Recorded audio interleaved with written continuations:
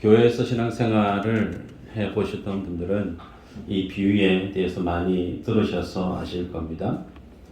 내용을 보면 31절에서 32절에까지 보면 예수님께서 자기의 영광으로 오신다 그렇게 말씀합니다. 자기의 영광으로 다시금 오실 때 소위 종말을 얘기하는 거죠. 그래서 주님 오셔서 자신의 보좌에 앉으시고 모든 민족을 그 주님 앞에 불러 모으시고 그 모아들인 민족들을 양과 염소 두 부류로 구분하십니다.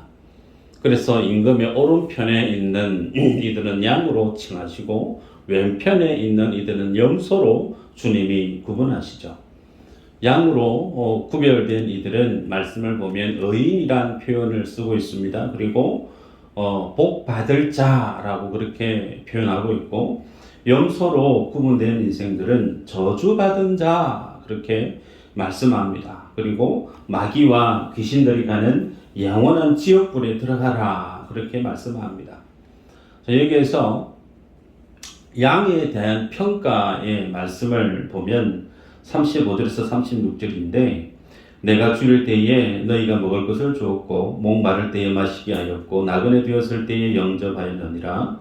헐벗었을 때에 옷을 입혔고 병들었을 때에 돌보았고 옥에 갇혔을 때 와서 보았다 그렇게 말씀합니다. 소위 주님이 양으로 구분하고 있는 인생들에 대해서 주님은 그들이 선행을 많이 행한 그들의 삶의 내용을 쭉 주님이 평가합니다. 그래서 선행을 많이 해서 복받는 모습처럼 그렇게 보입니다. 반면에 염소는 양들이 행했던 그 선한 일을 하나도 하지 아니했다 그렇게 주님이 평가하시고, 그래서 그들은 영원한 지옥불에 던져지는 것을 본문 가운데 말씀합니다. 그런데 이 말씀을 보시면서 오해할 수 있는 분들이 어떤 내용이냐면, 양이 하나님께 선행을 많이 했기 때문에 하나님께 칭찬을 듣고 천국 소망을 누리게 되었던, 복을 받았던 것처럼 우리도 양의 모습처럼 열심히 선행을 많이 하고 덕을 쌓는 그런 삶을 살아야 되겠다. 이런 식으로 오늘 본문의 내용을 이해하고 해석하고 적용한다고 하면 그것은 본문의 내용과 맞지 않는 해석이고 적용점이라는 것을 우리가 알 수 있습니다. 구원은 어떻게 해서 이루어지는가? 구원은 인생의 노력이나 애씀으로 이루어지는 것인가? 그것이 아니라고 누누이 말씀을 나눴죠. 오늘 본문에 보면 인생의 구원의 시작 기점이 어디에서부터 출발하고 있다고 말씀하냐면 34절에 한번 읽어볼 거예요. 34절 시작. 그때에 임금이 그 오른편에 있는 자들에게 이르시되 내 아버지께 복 받을 자들이여 나와 창세로부터 너희를 위하여 예비된 나라를 상속하더라. 아멘. 언제부터 하나님의 나라가 예비되어 있다고 말씀하나요? 창세 전부터, 소위 인생이 이 세상에 태어나기 전부터 하나님께서 구원할 자, 혹은 하나님께서 심판해버리고 저주 가운데 지옥불에 넣을 자를 하나님이 이미 선택해 놓고 결정해 놓으셨다라고 말씀을 합니다. 그렇게 여러분, 구원을 받은 양들은 선행을 많이 하고 구제를 많이 하고 소위 신앙생활 열심히 잘 했기 때문에 그들이 하나님의 나라에 들어가고 하나님께 복 받은 자인가? 그렇지 않다라는 거예요. 그들은 이미 구원받았고, 그래서 하나님의 은혜를 경험했고, 그래서 믿음의 삶을 잘 살았다. 구원과 삶의 내용이 무엇이 우선순위고 무엇이 먼저인가? 행함이나 삶의 내용이기 이전에 그들에게 하나님께서 부어주셨던 은혜, 하나님의 십자가의 복음이 먼저임을 성경은 그렇게 선언하듯 말씀합니다. 그래서 이 비유 말씀 안에는 우리가 인정하게 되는 전제 한 가지가 있어요. 그게 뭐냐면, 염소가 아무리 이 철이 들어서 나중에 선행을 많이 한다고 한들 염소가 양이 될 수 있느냐? 혹은 양이 나중에 철이 없어서 게을러져서 양이 염소로 바뀔 수가 있느냐? 그럴 수 없다라는 거예요. 양과 염소는 양은 양으로 염소는 염소로 그렇게 주어진 생을 산다는 겁니다. 이와 같은 맥락의 비유 말씀을 주님이 무엇으로 하셨느냐면 알곡과 가라지 비유 말씀이에요. 여러분 기억하실지 모르겠는데 알곡이 어느 순간에 불성실해져서 가라지가 되어지는 게 있는가? 혹은 가라지가 이후에 철이 들어서 알곡으로 바뀔 수가 있는가? 그렇지 않습니다. 알곡과 가라지는 처음부터 그 종이 다르죠. 구분되어져 있습니다. 그래서 오늘 이 말씀 안에는 우리가 구원의 서정에서 알게 되어지는 기독교 교리가 하나 도출되어지는데 소위 구원 예정론, 하나님의 무조건적인 선택, 이 교리가 이 본문 가운데 녹아 있음을 우리가 깨닫게 되죠. 본문에서 34절 41절에 보면 하나님의 나라와 그리고 지옥의 영원한 불이 창세전에 예비되었다 그렇게 말씀을 합니다. 여기에서 예비되었다라는 말의 동사의 시제가 완료형입니다. 완료형. 그 말의 의미는 이미 하나님께서 천국으로 인도할 그들을 위한 천국 혹은 그리스도를 믿지 않음으로 심판받아 들어갈 지옥 이미 창세전에 두 곳을 주님이 예비해 놓았다라고 이렇게 선언합니다. 때문에 이 두 곳에 들어갈 인생들도 각각 하나님이 인정해 놓고 구분해 놓았다라는 뜻이 되죠.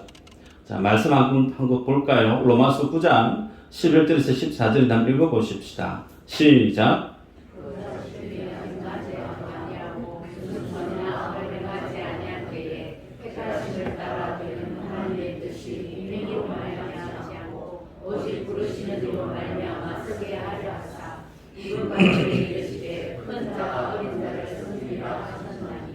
기록된 바 내가 야곱은 사랑하고 에서는 미워하였다 하신과 같으니라.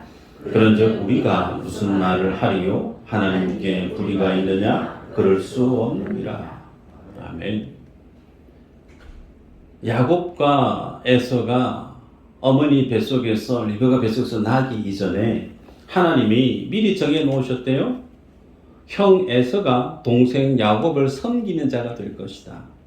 그리고 하나님은 야곱을 선택하셨다. 그 선택에는 야곱이 신앙생활을 잘 해서 태어나서 주님을 잘 섬기고 실수하지 않고 범죄하지 않고 성실히 믿음생활을 잘 해서 하나님이 야곱을 선택했느냐 그것과 상관없다라는 거예요. 그의 삶의 내용과 무관하게 하나님은 주권적으로 야곱을 선택하셨고 에스를 선택하지 아니했다 그렇게 말씀합니다. 때문에 여러분 구원과 관련된 이런 하나님의 무조건적인 선택과 관련된 진리는 우리 인간들에게 들려지면 어떤 기분이 어떤 마음이 들까? 사뭇 하나님께서 그러면 인생이 이 땅에 태어나서 살아가는 삶의 내용과 상관없이 하나님이 이전부터 그 인생에 대해서 구원할 자를 선택하시고 지옥 갈 자를 선택해 놓으셨다라고 하면 그러면 인생이 열심히 이 땅 가운데 하나님을 열심히 믿고 신앙생활을 열심히 하고 잘 사는 것 그것이 무슨 의미가 있는가? 이미 결정되어져 있으면 내가 열심히 사는 것이 무슨 의미가 있겠는가? 이런 어떤 부분. 그래서 하나님 앞에 그것은 좀 부당한 것 같습니다. 옳지 않는 것 같습니다. 하나님의 선택 교리에 있어서 인정하기 힘든 그런 어떤 반론을 제기하는 분들이 있을 수가 있어요. 자, 그런 얘기를 할 수 있는 입장, 좋게 저도 사람인지라 이해됩니다. 공감이 가고 타당하다 여겨집니다. 그런데 그런 생각을 갖는 분들 안에 무엇이 문제냐면 하나님이 어떤 분인가를 모른다라는 거예요. 그 하나님 앞에 서 있는 인생이 어떤 존재인가를 알지 못하기 때문에 그와 같은 하나님의 선택, 무조건적인 선택, 이 교리에, 이 진리에 대해서 불의함을 항변하는 마음을 가질 수 있다는 겁니다. 성경 한번 볼까요? 로마서 9장 20절에서 23절 한번 읽어보십시다. 시작. 이 사람아 내가 누구에게 감히 하나님께 방문하느냐 시험을 받은 물건이 지은 자에게 어찌 나를 이같이 만들었느냐 하라겠느냐? 토기장이가 진흙 한 덩이로 하나는 귀 썰 그릇을 하나는 천이 썰 그릇을 만들 권한이 없느냐? 만일 하나님이 그의 진노를 보이시고 그의 능력을 알게 하고자 하사 멸하기로 준비된 진노의 그릇을 오래 참으심으로 간용하시고 또한 영광 받기로 예비하신 바 긍휼의 그릇에 비하여 그 영광의 풍성함을 알게 하고자 하실지라도 무슨 말을 하리요? 내용을 보면 하나님을 토기장이로 그렇게 설명을 합니다. 토기장이가 그릇을 만듭니다. 그죠? 그릇 만들고 싶은 대로 만듭니다. 길쭉하게, 납작하게, 원하는 대로 모양을 만듭니다. 그리고 쓰는 용도도 제각각 다릅니다. 어떤 밥그릇은 귀한 밥그릇으로 쓰기도 하고, 어떤 그릇은 그냥 담배 피시는 분들 재떨이로 혹은 강아지 밥그릇으로 쓸 수도 있는 거예요. 그게 토기장이의 자기 권리고 자기 주권이죠. 마음입니다. 그런데 그렇게 지원받은 밥그릇의 입장에서 왜 나는 주인 밥상에서 쓰임받는 밥그릇으로 나를 쓰지 않고 강아지 밥그릇으로 씁니까? 왜 나를 재떨이로 씁니까? 그렇게 하나님 앞에 항변할 수 있느냐? 항변할 수 없다라는 거예요. 그것이 하나님의 주권, 하나님의 결정, 하나님이 창조주요, 인생은 피조물이라고 하는 부분을 성경이 선언하듯 그렇게 밝힙니다. 그래서 이런 어떤 하나님의 선택 교리에 있어서 우리가 나이기도 전에 이미 모든 것이 결정되어져 있다라고 하면 하나님 그것은 조금 부당한 것 같습니다 라고 반론을 제기하는 그 사람들 안에는 무엇을 반증하고 있는 것이냐? 하나님만큼 높아져 있는 인간의 교만함을 그렇게 드러내고 있는 거예요. 선악과 사건 때문에 마치 하나님과 어깨를 같이 견주면서 피조물인데 피조물의 자리가 아닌 하나님만큼 높아져서 자신이 신이 되어 있는 동급에서 하나님을 향하여서 고개를 드는 죄의 교만함을 드러내고 있는 생각이라는 겁니다. 여러분, 그래서 오늘 이 양과 염소의 비유의 말씀에서 중요한 관건이 뭐냐면, 그러면 누가 양이고 누가 염소인가라는 거예요. 누가 양이고 누가 염소인지를 누가 알 수 있느냐? 양이 알 수 있느냐? 염소가 알 수 있느냐? 그 구분을 누가 했느냐? 예수님이 하셨어요. 너는 양이야, 너는 염소야. 구분을 한 이가 우리들이 아니고 하나님이 하셨다는 사실입니다. 그래서 우리들은 나는 예수님을 믿는 사람이니까 나는 당연히 양이겠지. 우리는 스스로 그렇게 생각하실 수 있습니다. 그죠? 그러나 그것은 우리의 생각입니다. 판단은 누구 몫이라고요? 하나님이에요. 그러면 내가 양인지 내가 염소인지 어디에 해당되어지는 인물인지 인생인지 우리에게는 상당한 고민거리가 되고 숙제가 되죠. 그럼 그것을 우리가 알 수 있는 길이 있습니다. 양은 그러면 어떻게 살았느냐?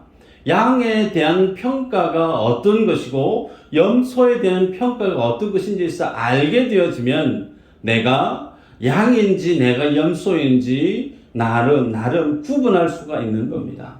때문에 우리가 양이 어떤 믿음의 삶을 살았는지를 말씀을 통해 보도록 하십시다.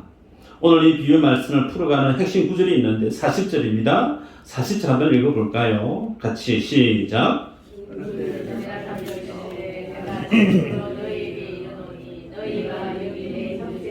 지극히 작은 자 하나에게 한 것이 곧 내게 한 것이니라 하시고. 아멘. 자, 양과 염소를 구분하는 그 기준이 뭐냐면 작은 자라고 주님이 말씀합니다. 지극히 작은 자. 그래서 지극히 작은 자가 누구인가? 그 다음 지극히 그 작은 자가 행했던 그 삶의 내용은 어떤 것이었는가를 아는 것이 오늘 이 본문 가운데 중요한 핵심 기준이죠. 자, 염소로 구분을 받았던 사람들은 양이 행했던 그 선행을 너희들은 내게 아무것도 하지 아니했다. 그랬을 때 왼편에 있었던 염소들은 우리가 언제 주님을 그렇게 섬기지 않았느냐고. 왼편에 염소에 있었던 사람들은 자기가 선행을 행했던 그 내용들을 쭉 알고 있어요. 그런데 반대로 오른편에 있었던 양에 대해서 그들이 행했던 선행의 리스트를 쭉 얘기해 주었을 때 그들은 내가 언제 주님께 그런 어떤 선행을 행했습니까? 자신이 행했던 선행을 행했던 내용에 대해서 전혀 모르고 있습니다.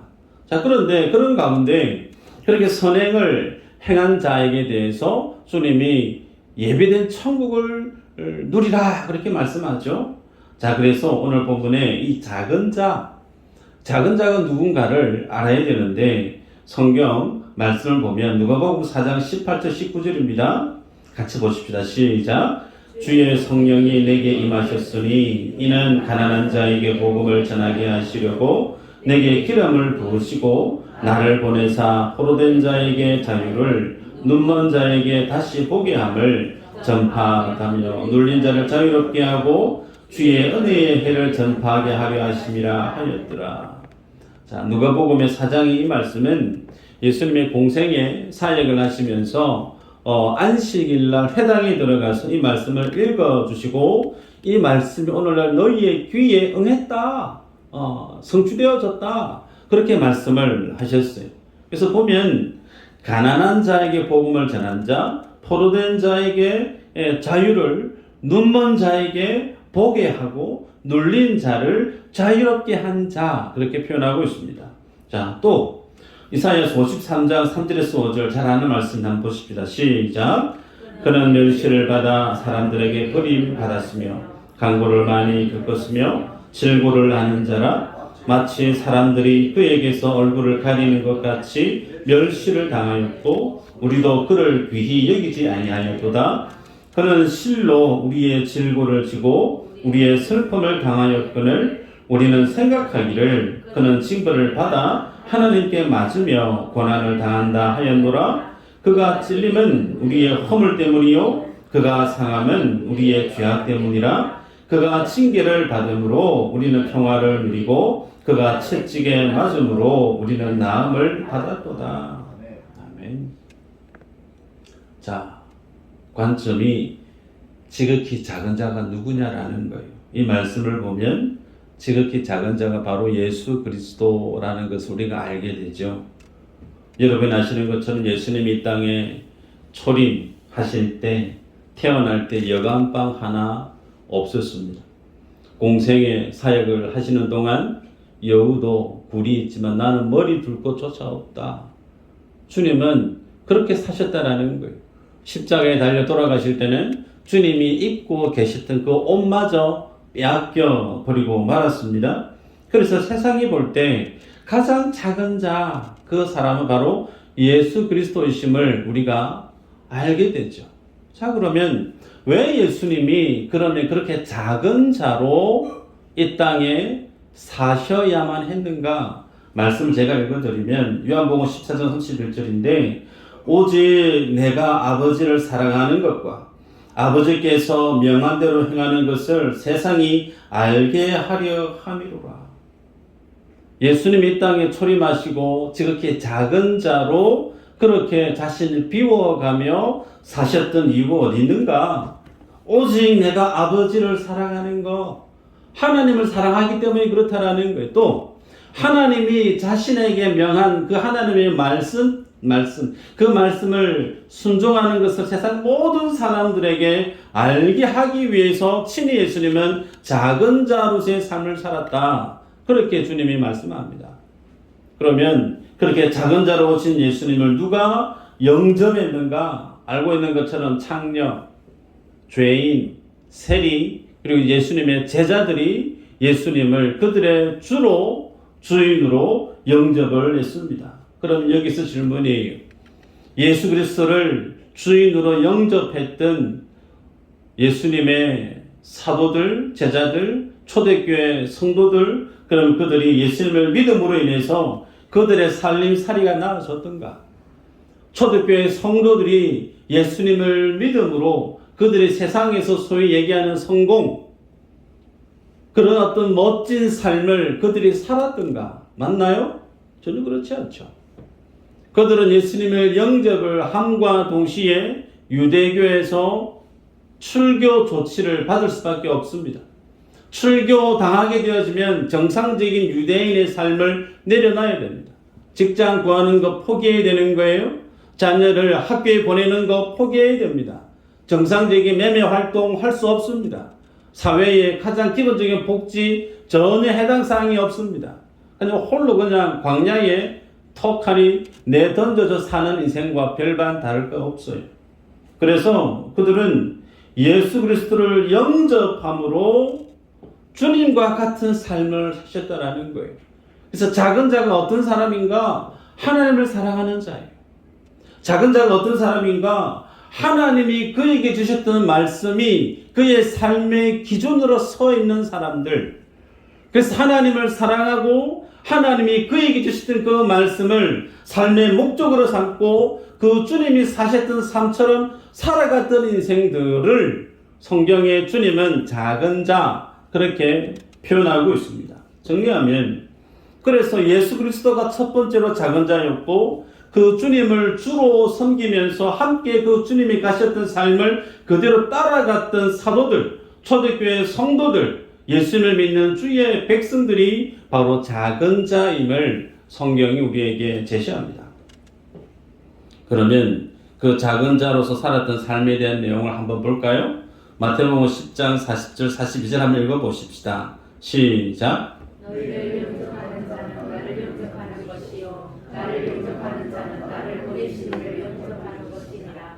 선지자의 이름으로 선지자를 영접하는 자는 선지자의 상을 받을 것이요 의인의 이름으로 의인을 영접하는 자는 의인의 상을 받을 것이요 또 누구든지 제자의 이름으로 이 작은 자 중 하나에게 냉수 한 그릇이라도 주는 자는 내가 진실로 너희에게 이르노니 그 사람이 결단코 상을 잃지 아니하리라 하시니라. 아멘. 여기서 42절에 누구든지 제자의 이름으로 이 작은 자 중 하나에게 작은 자에게 행하는 그 삶에 대해서 주님이 상이 있다 말씀하시고 그 상에 대해서 주님이 결코 잃어버리지 아니할 것이다 말씀합니다.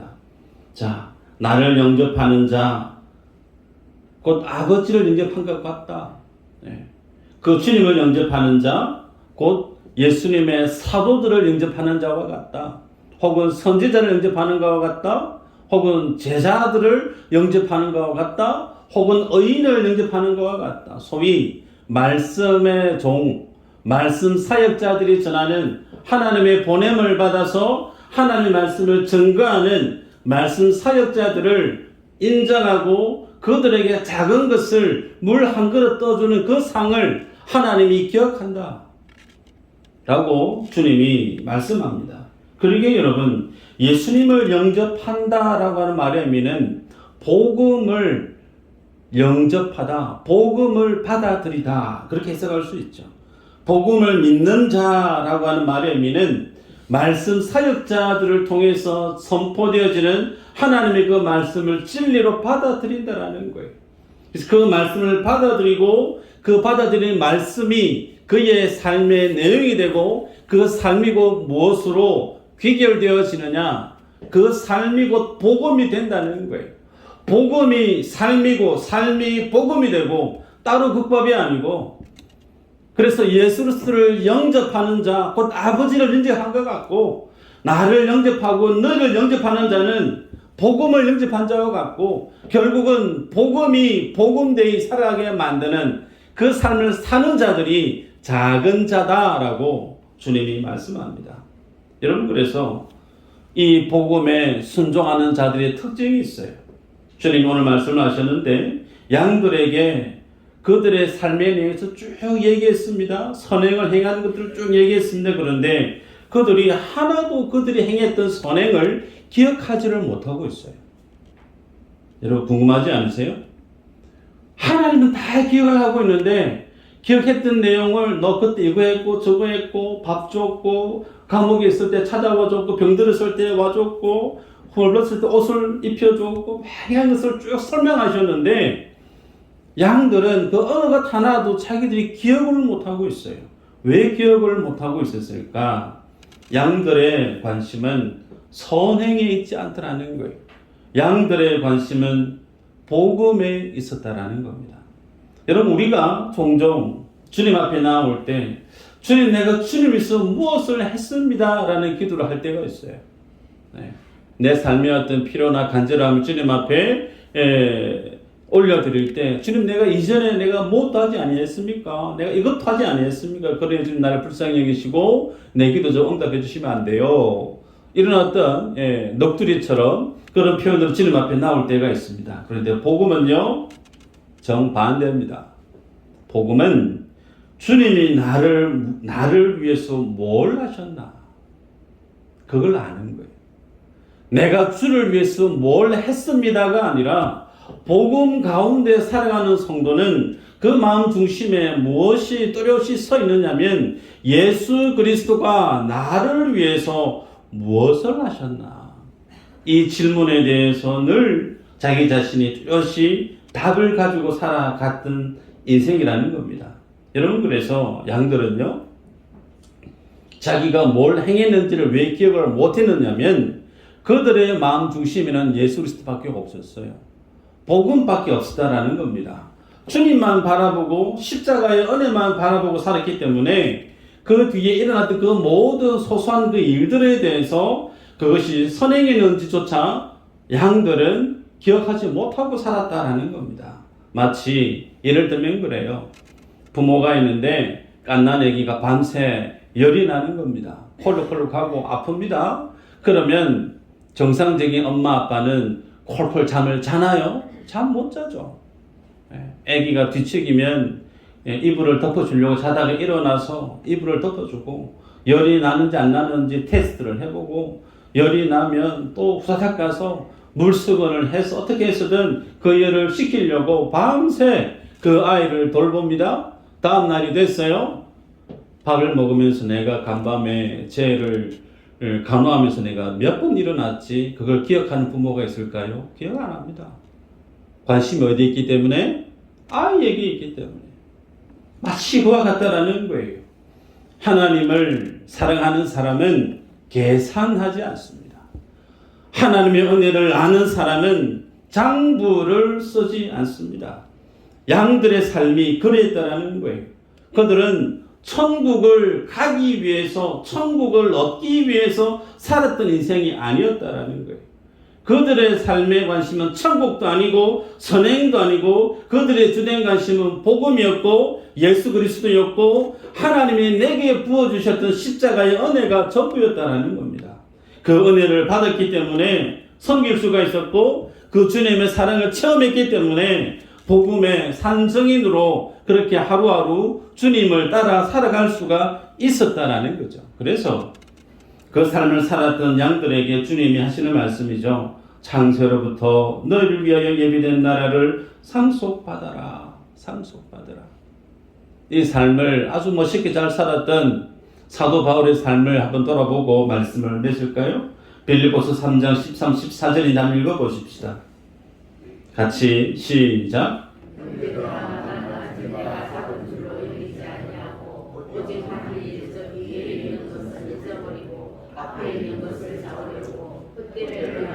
그리스도 예수 안에서 하나님이 위에서 부르신 부름의 상을 위하여 달려가노라. 아멘.